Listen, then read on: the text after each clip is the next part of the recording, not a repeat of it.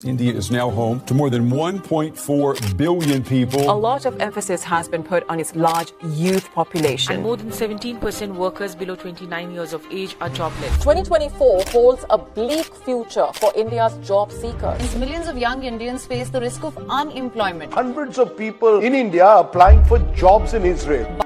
भारत में रोजगार पाने के लिए युवाओं का संघर्ष देखिए। सारे चीज छूट गया सर, घर परिवार रिश्तेदार सारे छूट गए। हम लोग को बहुत हीन भावना से देखते हैं लोग, जो भी देखते हैं हम लोग को बहुत हीन भावना से, परिवार रिश्तेदार वाले उतना बात नहीं करते हैं सर। मैं अपने दुख और पीड़ा को हम किसी पास सामना नहीं कर सकता हूँ सर। बहुत संघर्ष से पढ़ा हूँ, ट्यूशन पढ़ा के मैं 2012 से ट्यूशन पढ़ा के अभी तक मैं पढ़ाई किया हूँ और मैं कुछ भी हासिल नहीं कर पाया। ऐसे लाखों युवा जो दुनिया भर की डिग्रीज लेकर मजदूरी करने पर मजबूर हैं, आइए देखते हैं। क्या मैं एक प्राइमरी स्कूल का टीचर भी नहीं बन सकता हूँ?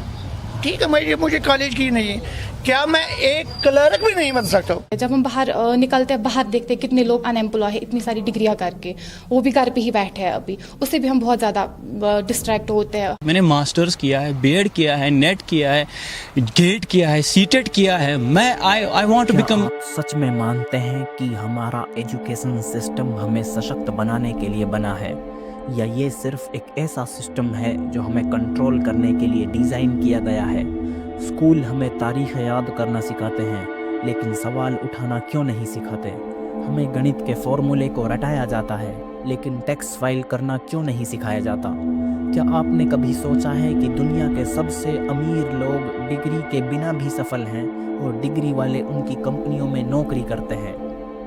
क्यों हर बच्चा एक ही कोर्स, एक ही किताब और एक ही परीक्षा से आंका जाता है, जैसे सबका टैलेंट एक जैसा हो? क्या ये सिस्टम हमारी काबिलियत को मापने के लिए बना है या हमें एक मशीन की तरह ढालने के लिए? और सबसे बड़ा सवाल, एजुकेशन का असली मकसद ज्ञान है या बस एक सर्टिफिकेट हासिल करना?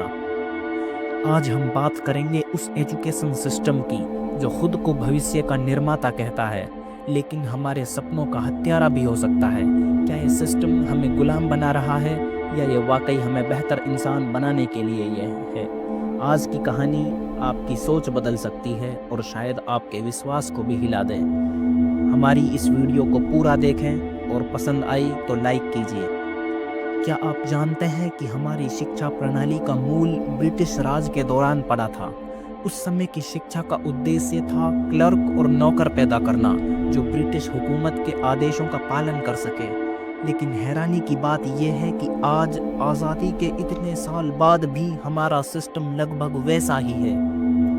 1835 में लॉर्ड मैकॉले ने भारत में शिक्षा का सिस्टम लागू किया था। उनका मकसद था ऐसे लोगों को तैयार करना जो दिखने में भारतीय हों लेकिन सोचने में अंग्रेज। सोचिए, ये सिस्टम जिसे गुलामी के लिए बनाया गया था, क्या वाकई हमें आज़ादी दे सकता है? क्या ये आज भी हमें जंजीरों में नहीं जकड़ रहा? हमारा सिस्टम हमें थ्योरी सिखाता है लेकिन प्रैक्टिकल ज़िंदगी की कोई तैयारी नहीं करवाता। आपसे पूछा जाएगा कि पानी का फॉर्मूला क्या है, लेकिन कभी ये नहीं सिखाया जाएगा कि अगर घर में पानी ख़त्म हो जाए तो क्या करना है। कितने स्टूडेंट्स जानते हैं कि एक बैंक अकाउंट कैसे खोला जाता है? कितने लोग जानते हैं कि लोन कैसे लिया जाए या निवेश कैसे किया जाए? सच ये है कि हमारी शिक्षा प्रणाली ऐसे कामों को महत्वहीन मानती है। 90% भारतीय स्टूडेंट्स को ग्रेजुएशन के बाद भी नौकरी पाने के लिए स्ट्रगल करना पड़ता है। 70% से ज़्यादा स्टूडेंट्स अपने करियर के चुनाव को लेकर कंफ्यूज रहते हैं। क्या ये सिर्फ इत्तेफाक है या हमारे सिस्टम की सबसे बड़ी नाकामी? क्या आपने सोचा है कि हमारे एजुकेशन सिस्टम के चारों तरफ कोचिंग सेंटर का एक बड़ा व्यापार क्यों खड़ा है? हर साल करोड़ों स्टूडेंट्स जेई, नीट, कैट जैसी परीक्षाओं के लिए तैयार होते हैं, लेकिन क्या ये परीक्षाएं असली टैलेंट का मापदंड है या सिर्फ पैसा कमाने का एक और जरिया? हर बच्चा डॉक्टर या इंजीनियर बनने के लिए पैदा नहीं हुआ, लेकिन हमारे सिस्टम में उसकी काबिलियत को कभी पहचाना ही नहीं जाता। भारत का कोचिंग उद्योग 2024 में 75,000 करोड़ रुपए हो चुका है, लेकिन केवल 3% स्टूडेंट्स इस परीक्षाओं में सफल होते हैं। बाकी 97% का क्या होता है? क्या सिस्टम हमें सफल बना रहा है या हमारे सपनों का शोषण कर रहा है? तो अब सवाल ये है, क्या हमारी शिक्षा प्रणाली को सुधारने की ज़रूरत है या इसे पूरी तरह बदलने की? क्या हम ऐसा सिस्टम बना सकते हैं जो बच्चों की असली क्षमताओं को पहचाने और उन्हें सही दिशा में आगे बढ़ाएं? या हम हमेशा के लिए एक ऐसे सिस्टम में फंसे रहेंगे जहां डिग्री की सफलता की गारंटी मानी जाती है और असली ज्ञान की कोई कदर नहीं? दोस्तों, ये आपके और हमारे भविष्य का सवाल है। सोचिए, समझिए और अपनी राय दीजिए। इस वीडियो को शेयर कीजिए ताकि ये बात हर उस इंसान तक पहुंच सके जो इस सिस्टम से परेशान है। बदलाव तभी आएगा जब हम इसके खिलाफ आवाज़ उठाएंगे। आपको हमारी वीडियो पसंद आई तो प्लीज़ इस वीडियो